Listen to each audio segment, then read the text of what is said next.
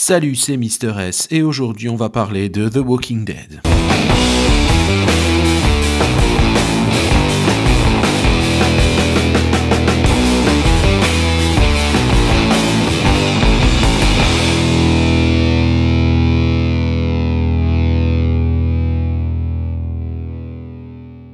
Oh my god, cet épisode, on va être comme des fous là jusqu'en février maintenant, ça va être dur d'attendre. Alors, par quoi commencer? Eh bien, on a eu droit à un épisode dans la pure tradition de Walking Dead, avec de la tension, du suspense et de la psychologie.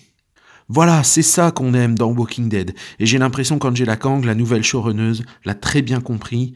Ils ont bien fait de virer Scott Gimple, très franchement.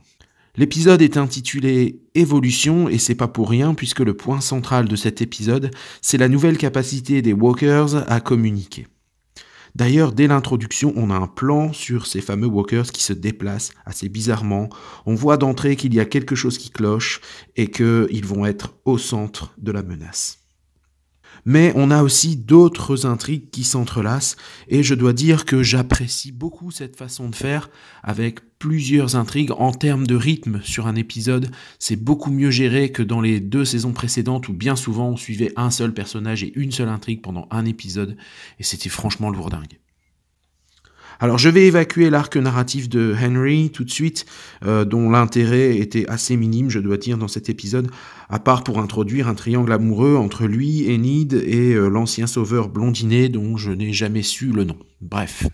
Par contre, ce qui était très intéressant, c'est le retour de Michonne à la colline.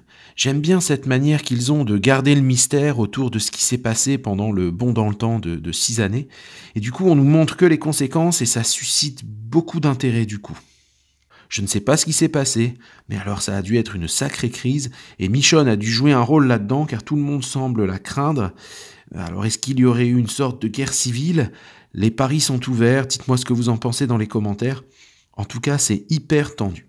Autre intrigue très intéressante, celle autour de Negan. J'ai adoré qu'on le voit jouer avec une balle et un gant de baseball, c'était un petit peu une castration pour lui, et c'était assez ironique de lui donner un substitut comme ça, hein, pour la batte évidemment, et surtout ça lui fait perdre de sa superbe et son côté menaçant en prend un sacré coup. En plus, il fait un super duo avec Gabriel, et puis il reste lui-même un peu malicieux, il dit à Gabriel qu'il connaît pas mal de petits secrets des habitants d'Alexandria grâce à la fenêtre de sa cellule, d'où il écoute certaines conversations. D'ailleurs, il taquine Gabriel avec ça en lui faisant croire que Rosita pourrait éventuellement le tromper. Mais après, ça rigole moins car Gabriel a appris entre deux que Rosita était blessée, que c'est un petit peu à cause de lui parce que c'est lui qui l'a envoyé dehors. Et il n'a pas envie de faire de l'humour et il renvoie Negan dans ses 15 mètres bien proprement. En parallèle, on suit les aventures de Daryl, Aaron et Jésus, partis en mission de sauvetage pour Eugène. Et ils sont aux prises avec une horde au comportement vraiment inhabituel. Ils tournent en rond, reviennent au même endroit, bref, on ne peut pas les dévier. Tout ça est assez mystérieux. Et on a ensuite un basculement dans cet épisode à partir du moment où la nuit tombe. On met alors en place une ambiance très sombre, avec du brouillard, de la tempête, donc une ambiance très classique de film d'horreur finalement. Et c'est bien sûr une métaphore du danger et du mystère, et à partir de là, les choses s'enchaînent très vite. Eugène est retrouvé vivant, et se met à expliquer aux autres que les rôdeurs parlent, et selon lui, les rôdeurs auraient évolué et développeraient une sorte d'intelligence. On va en avoir confirmation juste après, quand les 10 rôdeurs se pointent et que s'engage une course-poursuite qui rappelle les premières heures de la série. En effet, Daryl tente de dévier la horde, mais ces derniers ne tombent pas dans le panneau, et il continue de poursuivre Aaron, Jésus et Eugène qui se réfugient dans un cimetière, ce qui parachève l'ambiance classique évidemment. Pendant ce temps-là, à Alexandria, Negan nous fait le coup de Prison Break. Alors, je sais pas si Gabriel a fait exprès de ne pas refermer la cellule ou pas, il faudra que je revoie la scène. En tout cas, ça, je m'y attendais pas du tout. Ça va être intéressant de voir comment il va se positionner. Est-ce qu'il va essayer de se venger, de refonder les sauveurs, que sais-je? Est-ce qu'il va essayer de se racheter? Est-ce qu'il va se ranger dans une communauté? En tout cas, tout ça est très excitant pour la suite.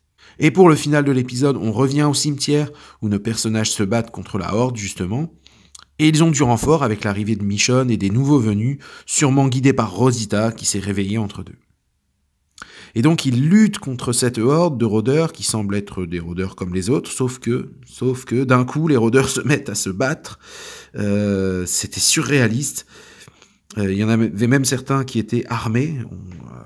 Et malheureusement, alors on va devoir dire au revoir à notre ninja Jésus qui se fait empaler par un walker qui a une lance avec lui, carrément. Alors ça aussi, je l'ai pas vu venir. C'était soudain et vraiment inattendu. C'était bien joué de la part des scénaristes sur ce coup. Ils arrivent quand même à se débarrasser de ce groupe de walkers armés et Daryl découvre que ce sont en fait des gens normaux, mais avec des masques en peau humaine et qui se fondent parmi les rôdeurs. Et juste à ce moment-là, on entend encore des chuchotements et on comprend que nos personnages sont en mauvaise posture.